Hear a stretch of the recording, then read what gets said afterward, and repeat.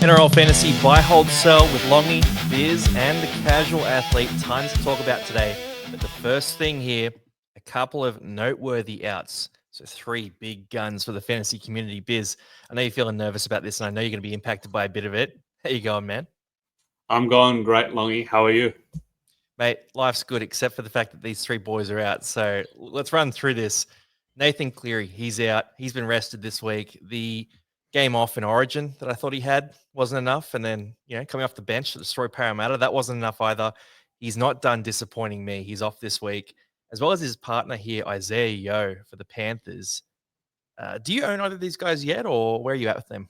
Yeah, I always had Cleary, and Yo was going to be my trade-in last week for Duncan. I ended up holding Duncan, so that worked for me, but then Duncan's named in the centers this week too, so not as rosy as I expected, but, Cleary is going to be disappointing for most coaches. Yo is going to be disappointing for a lot of coaches, but I think this third player is going to be disappointing for all coaches, and Yeah. what can you do? Mate, it's an impact on the game overall, and the greatest forward Brisbane's ever seen. Like the city hasn't hasn't touched such greatness in the past. It's Brendan Piakura missing this week. Obviously, they got to buy, but the HIA as well. How do you feel about this? Look, it's a tough one to swallow. I don't know if I'll be tuning into any of the footy this week, and my fantasy team might not recover. Oh, mate, I'm devastated because he got that 2 points last week. He's going to be our mascot next year. He's not going to get to 500k anymore. Like it's I over. will say, and Longy will prove this because I messaged him. I was very close to trading Jack Bird to Piakura, and I mean, like all jokes aside, look, real shame about the concussion. Hope he's all right. There's actually a real effort play to get to the ball, and sadly didn't land how you would want to. But look, all the best, speedy recovery, and hopefully, with the way the Broncos are playing, they're on a hot roll at the moment. He could be a guy that is a cash out or cashy of the week in our podcast real soon. So look, all the best to Brendan Piakura, and hopefully he comes back with a bang when he gets back on the field. Agree with that completely. I will say too, Payne Haas, he is primed for a big jump from round 21 onwards. So get yourself ready for that. But now let's tear into our buy of the week first and rip into those buys. Buy of the week here, Latrell Mitchell, the big man himself, 730k, great price point. He's roughly a 60 average at fullback, and he's priced at a 54. Biz, I know you love Trell. I know you love some Trell. Are you doing this right now? Like, is this happening this week for you, or where are you at? Yeah, absolutely. I've had 12 since around 6 or 7, and he had a couple of spotty scores when I got him. I think the first 2 scores I got out of him were 30s, but his potential is unreal this year. I mean, he's averaged 55-ish over the last few years with, 100 kick meters a game. This year, he's their fullback, he's their half, he's everything. He's going to kick 500, 600 a game. If you add that onto what he was already doing, he's a 65-point player this year. I actually don't think he's had the attacking stats we'd normally see from him, much less tackle breaks, less tries. I think he's primed for an explosion. South's already shutting down Cody Walker, potentially shutting down Campbell Graham. 1-6. I just think that this is Trell's team for sure, and they're going to lean heavily on him. Only knock on Trell is we have seen in the past injuries and suspensions, and he does have another bye left.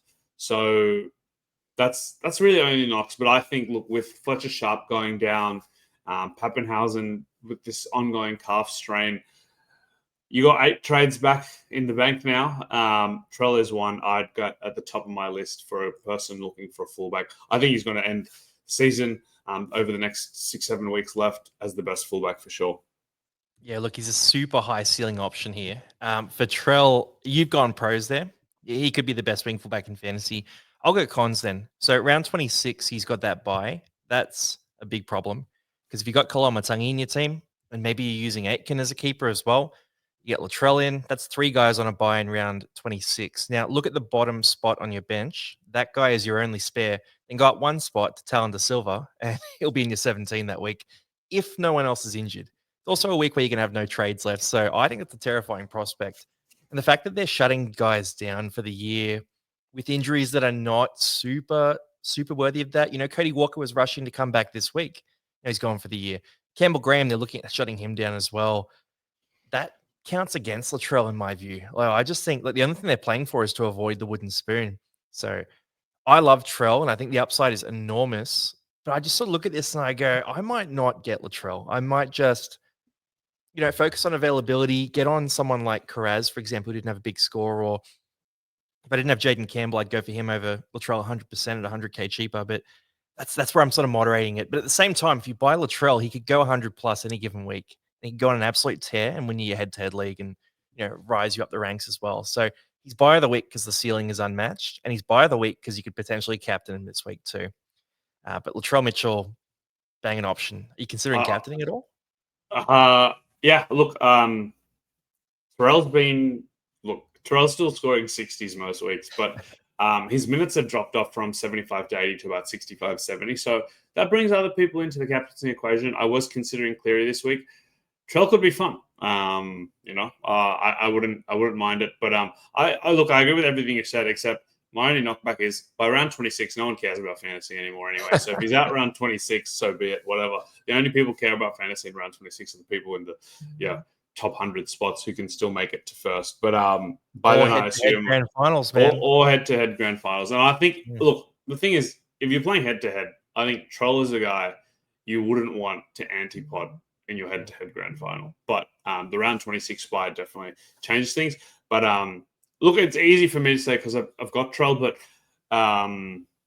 wing fullback has been a tough position this year because even though we've had a lot of good scorers, all the best scorers have shown injury issues and health issues. Like obviously we've spoken about Fletcher Sharp, Jaden Campbell's had injuries, and then Latrell has a history. So Teddy's actually the most reliable guy back there, I think. So I like it. And even with Karaz, the thing with Karaz is Bulldogs are slowly slumping down at the wrong end of the season. I honestly think, sorry, Bulldogs fans, I think they were overperforming for the first half of the season. So I think it's more of a regression back to what I expect in the run home. But Karaz is a guy that can score well even when they're not doing too well. So I'm not too fussed. But both for more. Next guy on the list. And someone who I think will be extremely popular this week, just on the fact that Lucas, the best center, second best center, is now out for the season. And Fermor is a 1-for-1, like-for-like swap. Edge center, guy playing edge, available in the centers. 14K too, man. It's no money at all. Yeah, it's the most thoughtless trade out option there is, and I think Beau Fermor has been very solid. I think he's pretty much averaged 55 over the last 5-6 weeks within like a 53 to 57 point range. We've seen the upside with the 100-point game.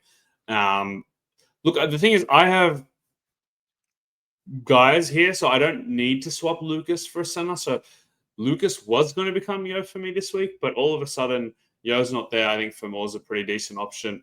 Longy, is he going straight into your team for Lucas? But I know you're pretty well covered at these spots as well. Well, I need a center. I need to bring a center in this week. So I've got Herbie and I had Jackson Purdue and Garrick, who I've sold both of, which I'm happy with. I don't want to play them anyway. So Beau is a great option for me. I'm in a bit of a tight money situation though. So I can sell Savala and Dylan Lucas, and I can afford Tino and Karaz. Or nice. I could go Beau Fermor and someone under 585K, which is pretty dire. Maybe Lockie Galvin at 450K. So for me, it's probably going to be Karaz, even though I like Beau Fermor a bit more. I like the Tigers matchup this week as well. I think Karaz could go get it done too, though. And Stephen Crichton comes back. I'm hoping he's next to Crichton, Karaz. Like he needs to be playing next to Stephen Crichton. But I think Karaz could be hot down the stretch. I think he's a similar scorer to Beau Fermor, and he has that dual position flexibility as well. Hopefully Turbo gets that center dual too, and then down the stretch, Turbo is very reliable and never gets hurt. He'll be available for me in round 26, round 27 when when I need that cover. But I can't tell if you're joking or not there. But I mean, he's been reliable at center. He's been very reliable at center. Yeah, Beau Fermor is a great option. If I had the money and if I could make it work, I would go Beau 100%. But there's a few options there. Beau's the safest of the lot, and the attacking upside is big there too. Now, rolling through Gus Crichton, and there's been a lot of people asking Beau Fermor versus Gus Crichton in lives and in comments, that kind of thing.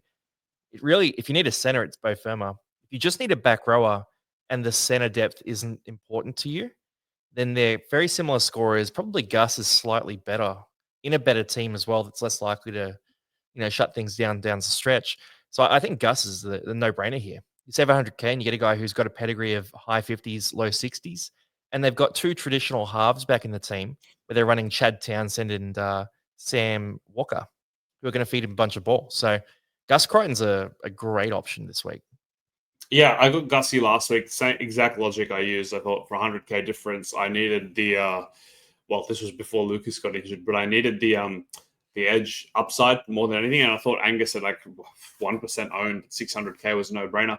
Look, 58, then downdated to a 53 odd. Good signs. I'm just loving how the Roosters are playing at the moment. I think Gus is pretty much every year that he started at the edge position averaged 58, 59 or more.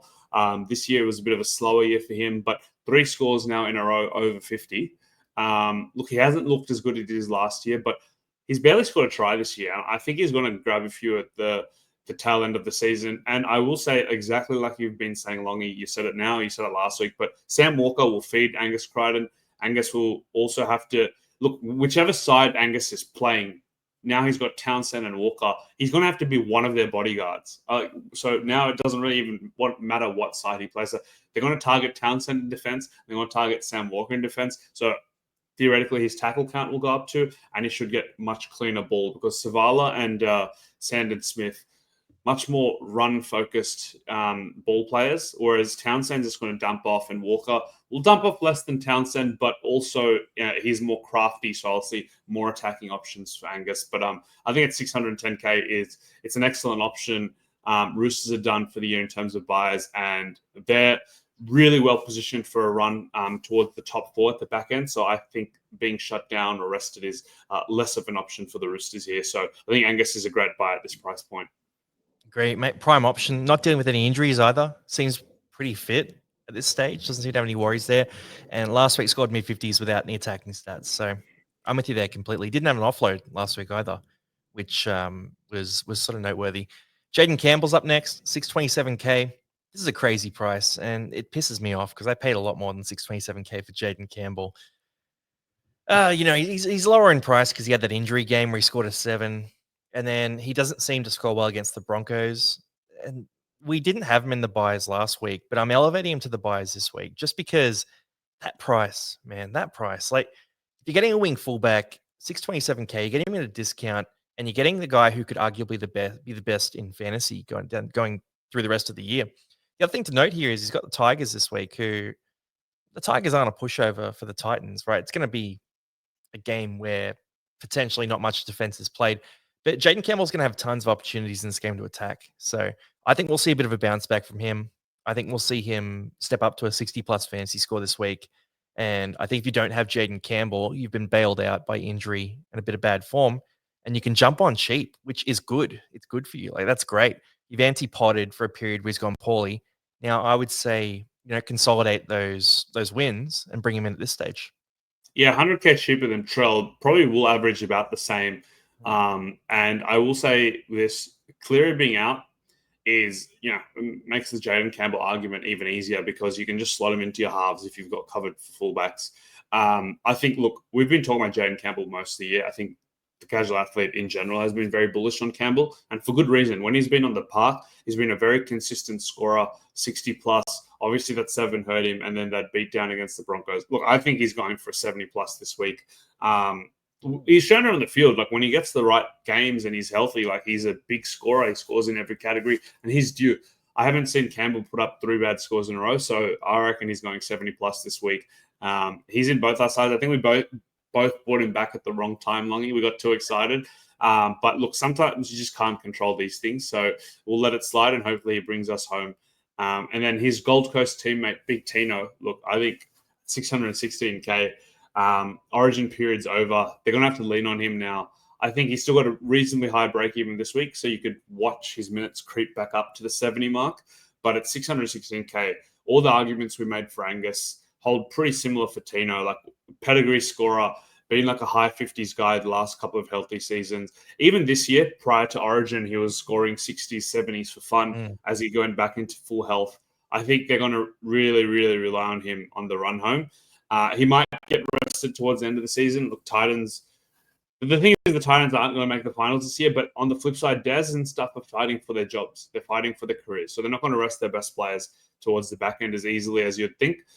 So I think Big Tino is a great option for those who need a mid, especially for those who jumped on Yo and now he's rested. I think Tino is a perfect, bolt-on for your mids.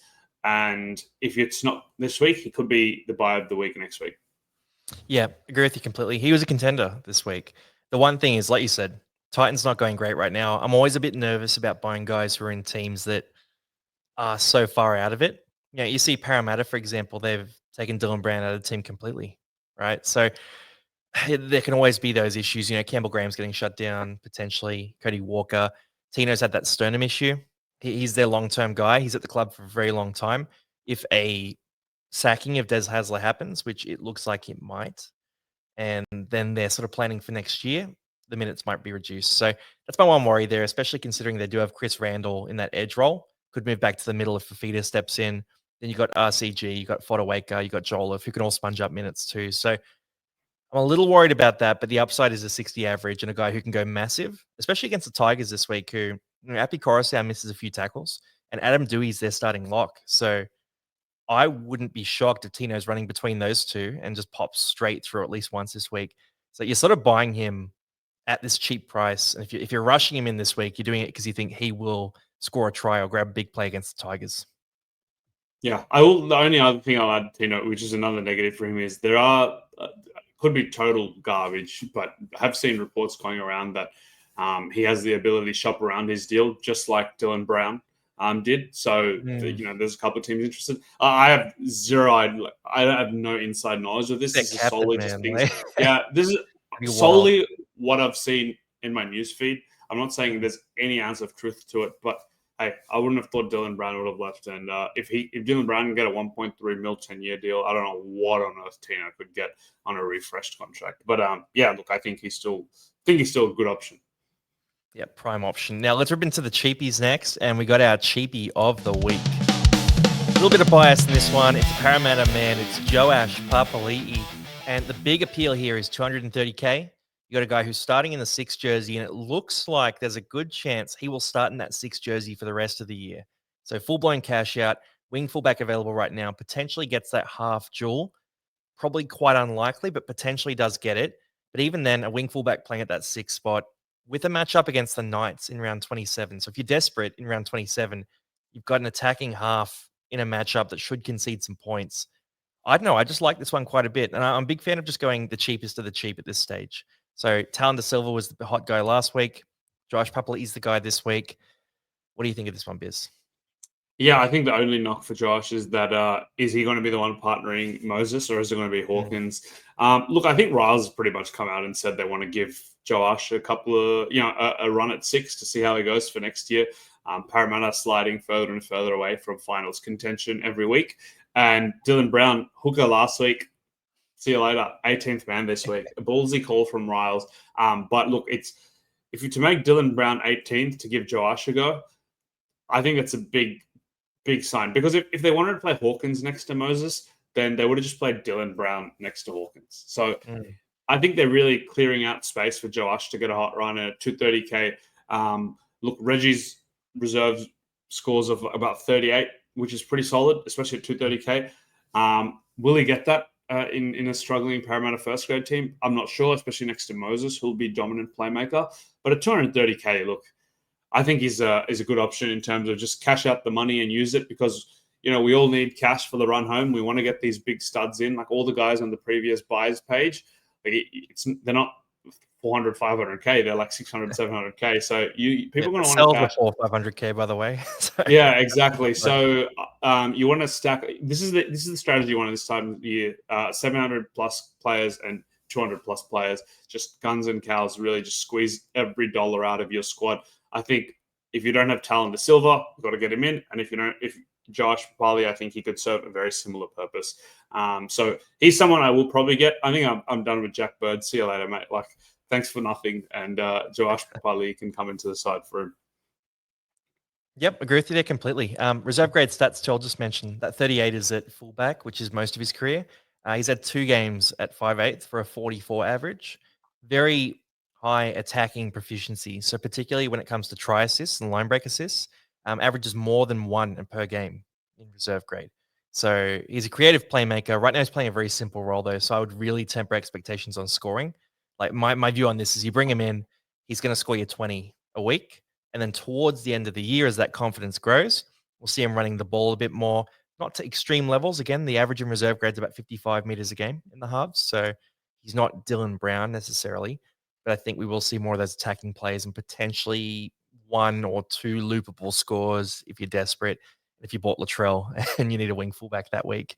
Now, Talon De Silva's the next one here, and there's a shift. So Riley Smith comes back. A lot of talk that Riley Smith will play a bit of that lock role. Jermaine Hopgood has moved to the prop spot.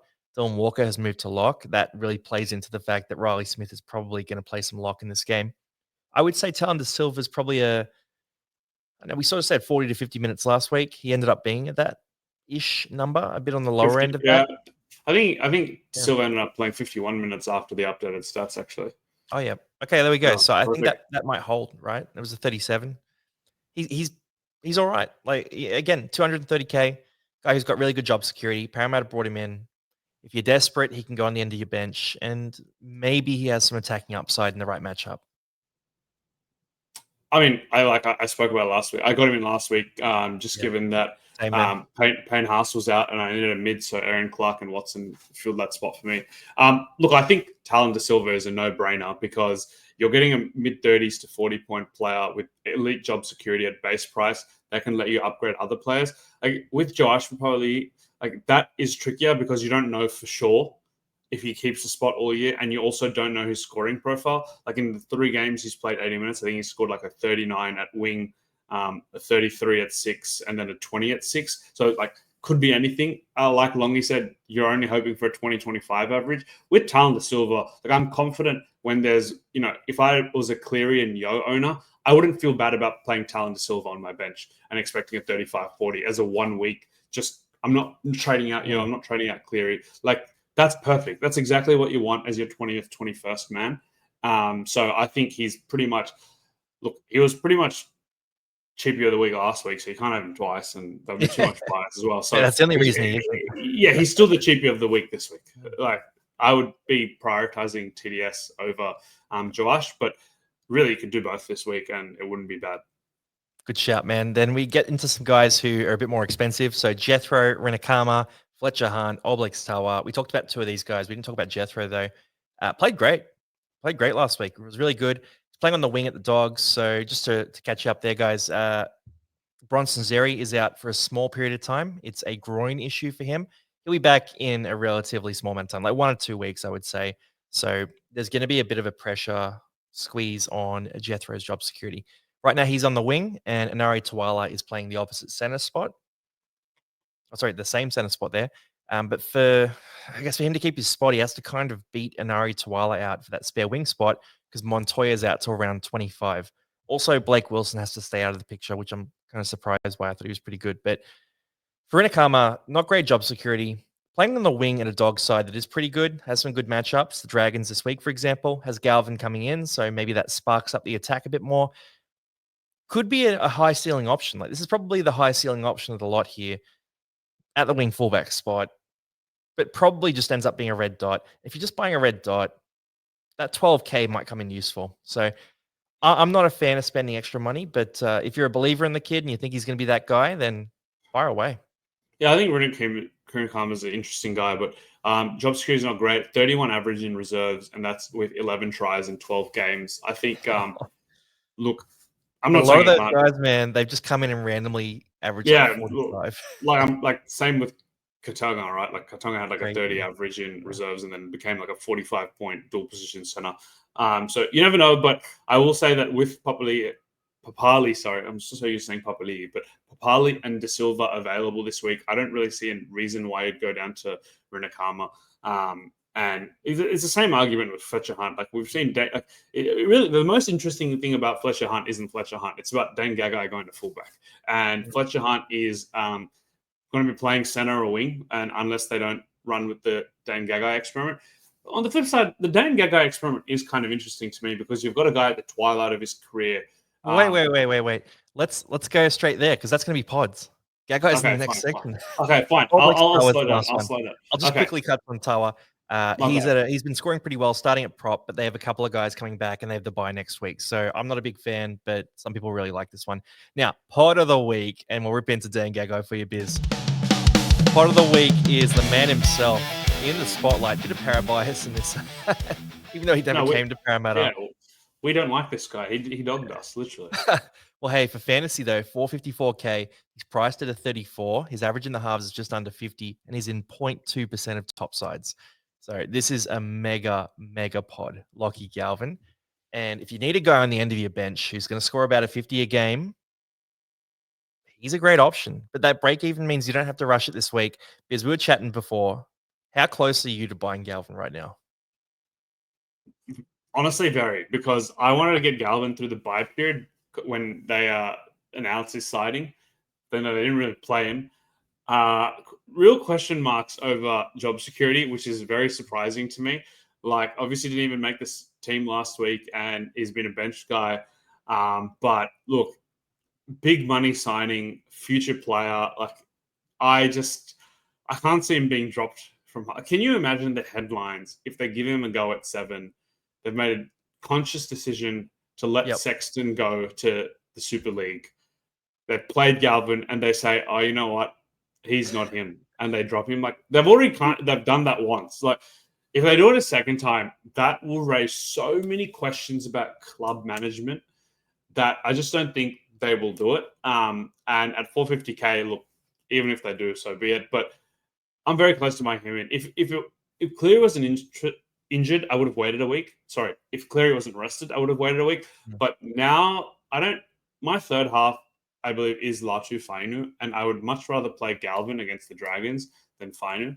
So Fainu's got a good matchup too versus the Titans, but Galvin is really interesting to me because I'm a big, despite him choosing the Dogs, I'm a big Galvin fanboy. I think he's elite talented and has the potential to be, the next Isaiah Katoa level junior talent. So it's a really interesting price, Longy, and we've seen, like, we saw Reece Walsh fall to this price a few weeks ago, and look at him go now. Like, same with Turbo, he got to 400K. Look at him go now. So sometimes you just got to get on these guys. I mean, look at Jazz Tavanga, look at Jerome Hughes. You got to get them when they bottom out for one reason or the other, and let them take you to the top. And I think Galvin is another one of these 450K guys that will go back to 700K by the end of the year. I'm with you there completely, man. So that 50 average, just want to go through some of the stats here, because people might be asking, okay, well, Galvin playing next to Burton. Is Burton going to be too dominant for Galvin? I think the answer is no.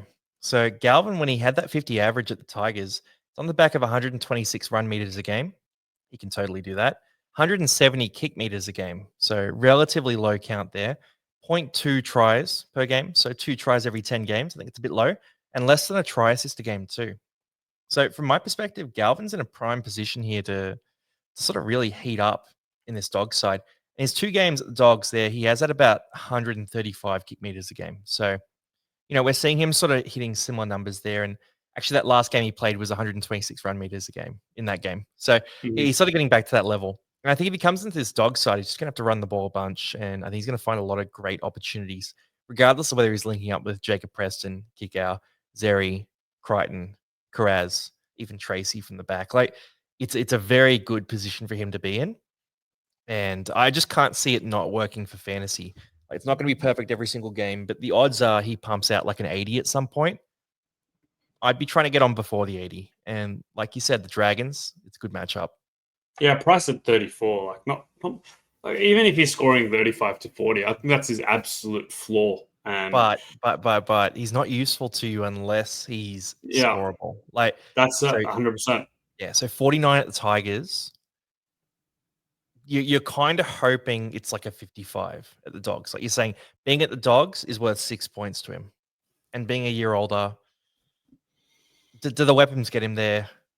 I think they do. But we talked about Tanner Boyd last week, and we sort of said that might be the case for him too. Like, Galvin's a very similar option to Tanner Boyd, right? Except probably more attacking talent and not goal kicking. So yeah, I mean, we made this exact argument last week, right? Like I said, like if you're paying 450K for a guy, and you're not playing him, like he's not scoreable, then what's the difference between him and, say, a Talon Silver at 230K? Yeah. Like, you want to use them once or twice a season anyway, then you might as well bank 200K, upgrade your front line 13 or 17, and just use a Talon de Silva. Like Galvin for mine would have to be someone who's close to your 18th man or 17th man every week, so that every week when someone's out for the bye, he's the one you're plugging in.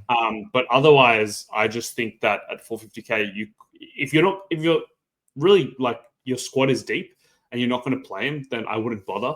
But I do think it's a significant upgrade over Latu Fainu this week for me. And Fainu, it's a tricky one because, who's playing first this week, right? So I think it's the Bulldogs play before the Tigers, which is annoying because you could have potentially played Fainu and then if he did it, got Galvin in as a loop, but it won't work that way. So look, Galvin's just really interesting because we've seen a 52 average in his first year, right, in a struggling Tigers team. But look, you said can the second year get him further? I mean, second year syndrome is a thing for a reason, and all the off-field drama around him, all the pressure on his shoulders, he might not get to that 50 average. So I'm not saying it. That's why he's not the buy of the week. He's the pot of the week. I think a lot of coaches will be on the fence, and you can see it too. Our analysis has evolved over the last 5 minutes. It was like red hot to like kind of cool to like, I don't know where we really ended up. I'm heating as we go through this. I'm warming on this.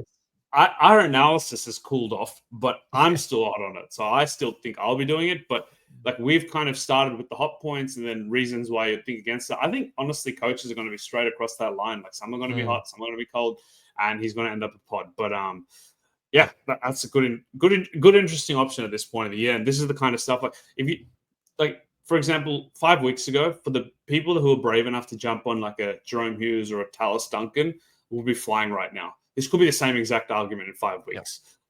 So yeah, let's see how it plays out. I'm with you there, man. And I think the other two questions you got to ask yourself are, like you said, is he a keeper? Is he an 18th man for you? And the second thing, what are you going to do with the money? So if you get Lachlan Galvin instead of Angus Crichton, let's say, right? 150K difference. What are you going to do with that 150K? What's that worth to you?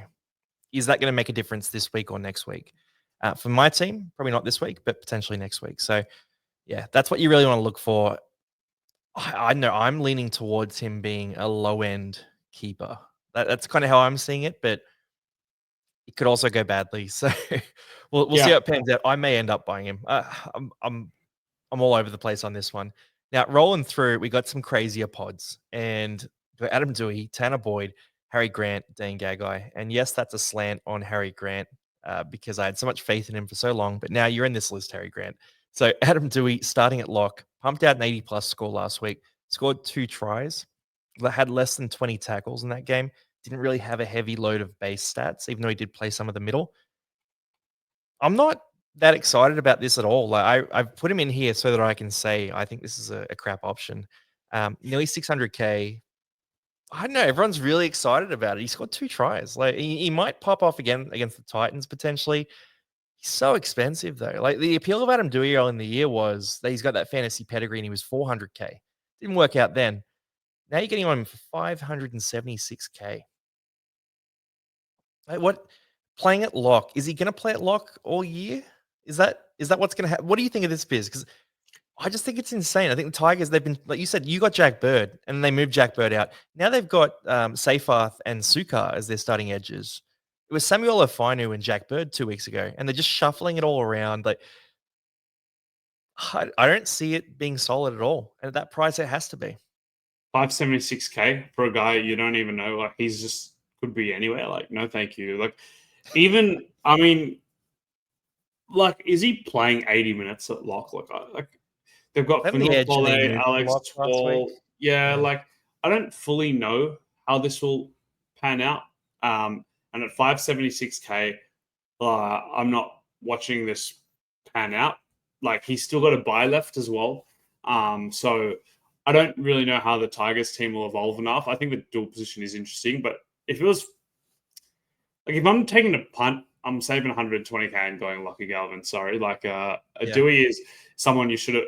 Sorry, not someone you should have. Like someone you could have bought a few weeks ago. That would have been really good. But now I think the race has been run. I think you're chasing the last few weeks worth of points, and even if he does average 50 from here, then at 576K, like, is that even that exciting anymore? Like Well, you'd it's the almost same have to price as average Gus 60. Crichton.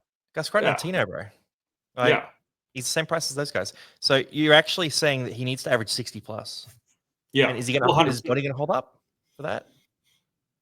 I mean, he's priced at 43. The minimum you want out of him to be justifying its mid-range price is 55. So yeah, and exactly when you comp it to the other people available, like really why? Like I just You're wouldn't. insane to do this. You're insane to Yeah. do that. I'm with, yeah, mate. Insane. So moving past that one, we'll talk about Gagai in a sec as well.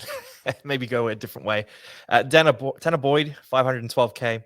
Not the craziest option if you're a team that's really low on cash. Like if you were a team that was really low on cash and you started halfway through the year or whatever it is, and you could bring Lachlan Galvin and Tanner Boyd into your team, there's potential that they both average 55 and are just as good as a lot of the other halves coming through. So I don't think this one's crazy, but I think if you're a team that has the money to have a genuine final squad of top tier keepers, you're not going to be doing this. But he scored that 56 last week. He's goal kicking, doing a lot of that dominant kicking. The Warriors are a good team. He's a solid player and a reasonable fantasy scorer, like a 47 at the Titans we talked about. It's not a crazy option. It's not as good as Galvin, but it's not a crazy option. It's not crazy because he statistically last week 406 kick meters versus only 70 for Harris Tavita, 20 tackles, which is solid. The thing is, he's pretty much taking that Metcalf role, but with can he average the same as Metcalf? Off the thing is, assume he's getting the same level of goals and kick meters. The thing is, he doesn't have Metcalf's running upside, but he does tackle more than Metcalf. So he doesn't have those like floor games of 30 because he does make 20 odd tackles a game. And the one thing enticing me, the one thing that Boyd is an okay buy, but the one thing that could make him a great buy is let me read out his fixtures for the run home. So he's got the Knights, he's got the Titans, he's got the Dolphins. 3 great matchups. Then he's got a tough matchup in the Dogs. And then it's the Dragons, the Gold Coast again, Parramatta, and Manly. Like he's only got one tough matchup in the whole run home. So it's there for him.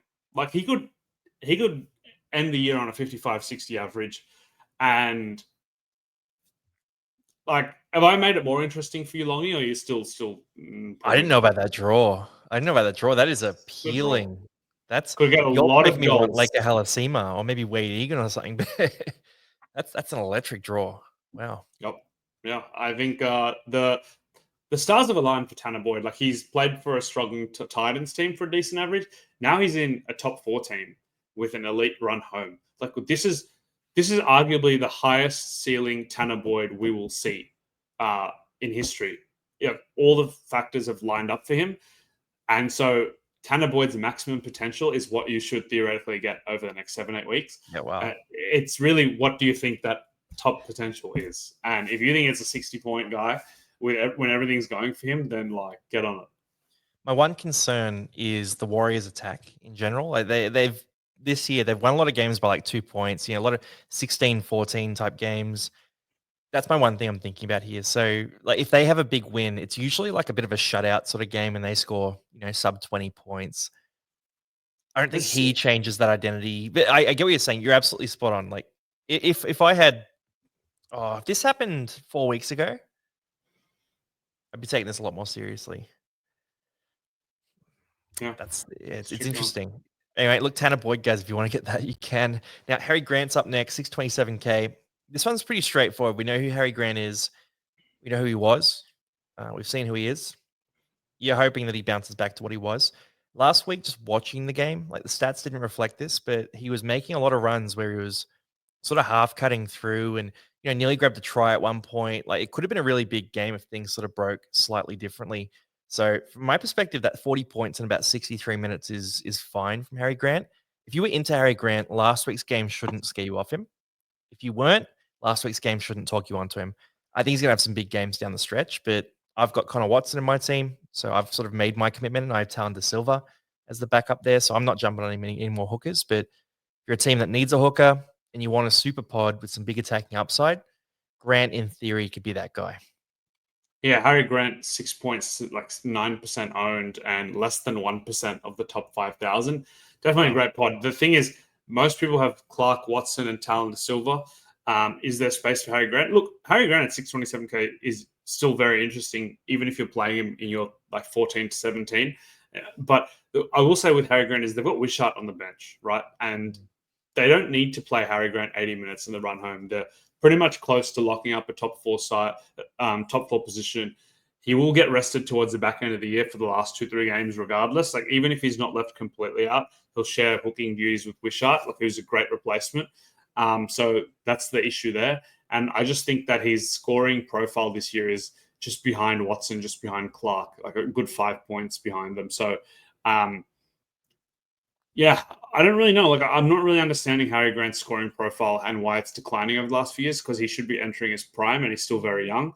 Has to be a tactical thing the way the Storm squad has been setting up over the last 2 years. But look, it's not a bad option. I think if you've missed the boat on Watson or Clark, well, Clark is very expensive now. Watson is still very affordable. But if you miss the boat on Clark, I think Grant is not a bad second hooker option if you don't trust Talon De Silva. Yep, real smoky pod. Just on that front too, Jeremy Marshall-King, 65 tackles last week, like 76 points or something. So if you do want a really cheap hooker, then Jeremy Marshall-King's not a bad shout either. And Gagai is the last one, and I want to throw to you because this is the kind of pick that you, in your most unhinged, would look at. Like the darkest part of your fantasy brain is getting on guys like Dan Gagai. Now, people are writing him off and they're saying, oh, his average at fullback is 38, blah, blah, blah, blah, blah. His average at fullback is 38 from 2018. At that point in his career, he was averaging 34 as a center. He's now like a 50 average center. So he's a different guy. Like his running game is different. His tackle breaks are different. He's just a different animal. And he was feeding so much ball to Dom Young on that edge. Now, I'm not positive enough about Newcastle's finish to the year to get on a guy like Gagai. But if it was Gagai playing at the Roosters at fullback for the rest of the year or something like that, I'd be thinking about maybe taking a shot at that. What are your thoughts here on this guy? Yeah, last 2 games. I mean, last game 64 playing at fullback. He would be interesting at an earlier point of the season, but he's priced at 44 now, so you really want a 55 average out of him. And I was kind of like not really interested, but entertaining the idea. But then I saw his fixtures. And his next 4, he's got the Warriors, tough matchup. Raiders, tough matchup. The bye, and then Panthers, who have like won 6 straight or something. Like, tough matchup. So the next 4 games, it's 3 tough matchups and a bye. Then he's got the Cowboys, which is a good matchup. But then he's got the Broncos and then the Sharks and Parramatta to finish. So not many positive matchups for him. And he's a guy that will thrive in easier matchups. But that in saying that, he did score 64 against the Storm, so maybe the matchups don't matter as much. But just coming back to what I was saying earlier in the podcast is that he's a vet. Like he doesn't have many more years left in him, and they've got a bunch of young guys who could potentially play in that spot. Like I don't really fully understand why you'd be playing Gagai at fullback when you've got a Fletcher Hunt kind of player who is primed as not the next fullback because they've got Fletcher Sharp ahead of him and then obviously Kalen Ponga on top, but like a pretty decent guy that you could at least get some value out playing fullback. So I don't know for sure if Gagai ends the year at fullback, but at 586k, it's an easy pass for me just based on that draw alone, regardless of whether it is matchup proof or not. Yep, I agree with that. Ceiling is high, but risk is higher for Dan Gagai. Now, holds and sells. These ones are pretty straightforward most of the time. And the first one I've put in there is Tommy Turbo in the hold number 1 spot. And the reason I've done this is because last week we had Nico Hines in this spot and he scored 93. So I'm trying to superstition our way into a Tommy Turbo 93. But on a serious note, though, 459k, covering that wing fullback spot, very loopable guy, Tommy Turbo. He's going to have big days and small days. And the matchups for Manly coming up are pretty tough. I don't know if it's the worst thing in the world for him. Like, you put him up against the Storm this week. I think Garrick will struggle because he's very pure try reliant. But I think Tommy Turbo is going to get a lot of ball, especially considering the Storm are missing half their back line. So I'm seeing a game where Tommy Turbo is pretty involved here. And if you can loop him into your team on the edge of your 17 or something like that, not the craziest thing in the world if you're a team that's lacking depth. Any considerations of selling Turbo, or do you want to jump straight to Hosking here, Biz? No chance of selling Turbo. I think he's scoring well. Like his last 3 games, he's averaging 50 odd. Like I think you just run him till he's he's hurt or he's whatever. Like he's maybe gets to 600K and then his money spent better elsewhere. But at 459K, I think the money is well spent with Tommy Turbo. And if you've got him in your team, just keep riding him home. And like I'll probably have him in my 17 this week with all the guys out. I'd rather save a trade and play Tommy than rush someone in just as a 1 week stopgap. I think Tommy's shown enough at center that he can at least pull through for a 35-40 most weeks and then upside on top. So easy hold for me there. Hosking, look, he's got a great run of fixtures before his next bye. I held him for this reason, right? So he's coming off 3 big games. He's one of the highest scorers over the last fortnight or so. I think he's coming off a 70 and then a mid-60s. So he's finally found that form again. He's playing 80 minutes rather than that 68-minute number we have for him because Hudson Young's managing an injury. So Simi Sasangi's spelling Hudson rather than Hosking. And I think down the track we'll see similar. But look, this is the reason you don't want to sell Hosking is coming off a 71 to 65, finally finding his feet in fantasy again. He's got Parramatta with makeshift edges. Like even our starting edges in a full strength squad are nothing to write home about defensively. Jeez. And now it's just like whoever's playing edge. I don't know who ends up starting at edge this week, but whoever's playing edge, like Hosking could. Geimer and Jack Williams this week. It's just like with Jack Joe Williams, Ash and Hawkins. Like I'm trying to find the last time he played Parramatta. I'm pretty sure it was like some ridiculous score. I think it was like 94 points. Okay, he had a 29-point game in 51 minutes and 23 and then 94 points. That was when he was playing for the Panthers. But I'm playing him. And then look, it's not just Parramatta. It's Parramatta this week, Newcastle next week, St. George the week after, then Manly, and then a bye, and then Panthers, Tigers, Dolphins. So only one tough matchup against the Panthers and the bye. But if he's scoring 60s to 70s, you're just holding him to the bye and then assessing them. Like there's no real reason to trade him now when he's finally back in form. He could be a mid-50s guy, 60 guy. And if you held him in round 19 when he wasn't playing, it seems silly to sell him now with this Parramatta matchup. So hold for sure. Yeah, in form, making money, ride the wave. Jaden Brayley's the next one here. He was on the hold list last week. I just left him in that spot, actually. He's back in the starting team this week for some reason. I'm not complaining about it if you're a Jaden Brayley owner, but this is why we said it. You know, he had a low break even last week, and you never know what happens in Newcastle. They seem to sort of roll a dice and, you know, draw their selections out of a hat each week, especially in the spine, because that's the spot you want to be changing every fortnight. So for Jaden Brayley, I've got to talk smack biz because we're going to be fighting them in a spoon bowl this year. So I want to lower morale of Newcastle fans as much as I can. But Brayley, though, he's a tackle machine, bro. He's an absolute tackler. Will he keep this spot for the rest of the year? Probably not. Should you bring him in? Absolutely not. But if he's in your team right now, 464K, potentially like a 50, 52 average, it's the same thing as we were talking about with Galvin. He's a guy that's going to be on the end of your bench and he's at a discount. He either makes the money or he falls off a cliff. Wait for one of those things to happen before you sell him. Until then, you just ride the wave with him. Now, Matty Burton's up next at 581K. We've seen halves partners of Galvin do well in the past, Biz. Do you see Burton potentially returning some value to owners who already have him? Or do you think this is a case of, hey, maybe it's time to move off him? No, I think Burton's actually pretty good value still. I don't really know how he'll go next to Galvin in the long run, but I think Burton has the tool. I think at 581K, if this was the middle of the year and he wasn't 18th man for the Blues and whatnot, he's actually closer to a buy than a sell. So I think you definitely want to see the potential. And I think Dogs have a great run of fixtures the next few weeks. So you're definitely just holding on to him for at least a couple more weeks, see how this Galvin combination works. So I think he's a very clear hold, especially given that Cleary's out this week. Like he's probably plugged into most starting lineups if you have him. Big call. And then Latu Finer's the last one here. Jumped 32K last week. Made a bit of money for us. Been a good deal for us. 412K now. Probably going to make a bit more money. I've got him on the holds just because it's no rush. You know, they got the Titans. He's got a pretty good break even. But if you have a trade that works for Latu Finer and it helps you to avoid playing him in your 17 this week, I'm okay with people selling him. I'm just more saying like he's not one that you need to rush out of your team. Like, I've seen a few teams, Biz, where they're moving Latu Finer on to shuffle around their NPRs and to bank cash. It doesn't make sense. Like, he's got a 17 break even this week, and he's got the Gold Coast Titans. Like he could smash it. Titans are not known for the defense. and make 30, 40 more K. The problem with Latufani is I never even thought I'd even consider selling him just because I thought he'd be close to base price all year, just based on his Reggie stats. But he's gone up to 450K.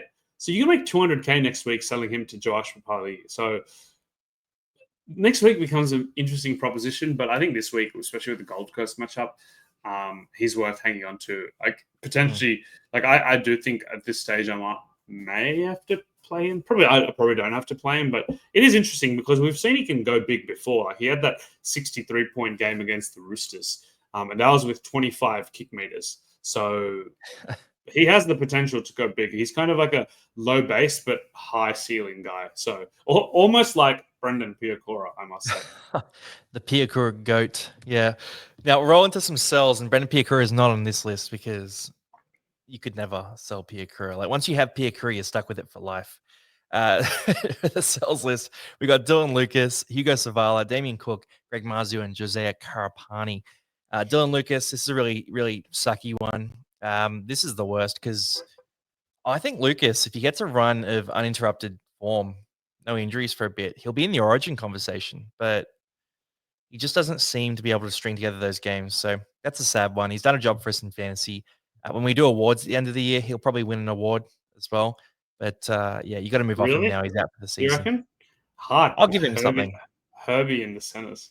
He's not center of the year. He might win like buy round performance of the year. Yeah. When he destroyed Penrith. Yeah. That might be it. I'm making up an award for him now. Hugo Savala's next, out 1 to 2 weeks. He is dropping off in score with no Sam Walker. Super straightforward sell. Damien Cook, I want to get your thoughts on this one, Biz. 80 minutes 2 weeks ago, 64 minutes last week. Scoring production off a cliff. Is there any reason you'd hold this guy, or do you think at 609K, there's just too much value elsewhere?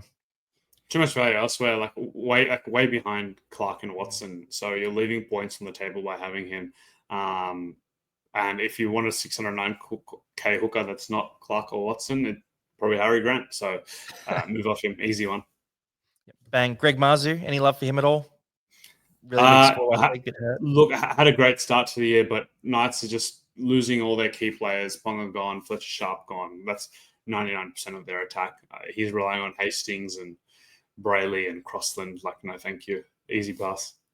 And then Josiah Karapani, they got a bye this week in Brisbane, so he's not even helpful in terms of covering the centre spot.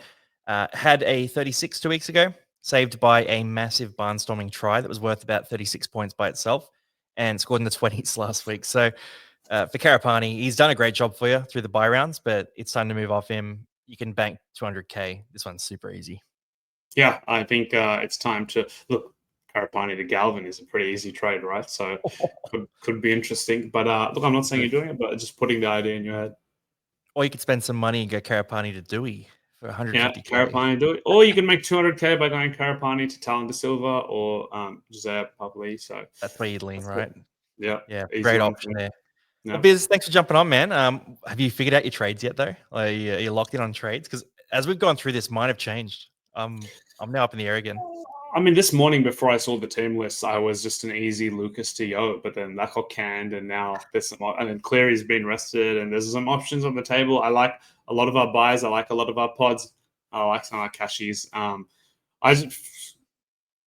need a day or two to think about this, Longy. Like it's hard because I always come off these episodes. We discuss so many players. Some I'm high on before, but you're not as high on, and then I temper my expectations. And some you've talked me into, and that's why it's like this is like the only fantasy prep I need because I come in pretty raw. I see the team list like 1 minute before we record, and then we just go straight into it. So this is really my prep for the week, and then I'll just be tossing and turning for the next couple of days, and then lock something in. But I just look at the rate players are dropping like flies. Every year, injuries become more and more rapid at the end of the season, and more coaches are understanding that. So as a result of that, more and more players are getting rested. I think you have to be smart with your trades. You don't want to make sideways trades. You don't want to make trades with 5 or 6 points.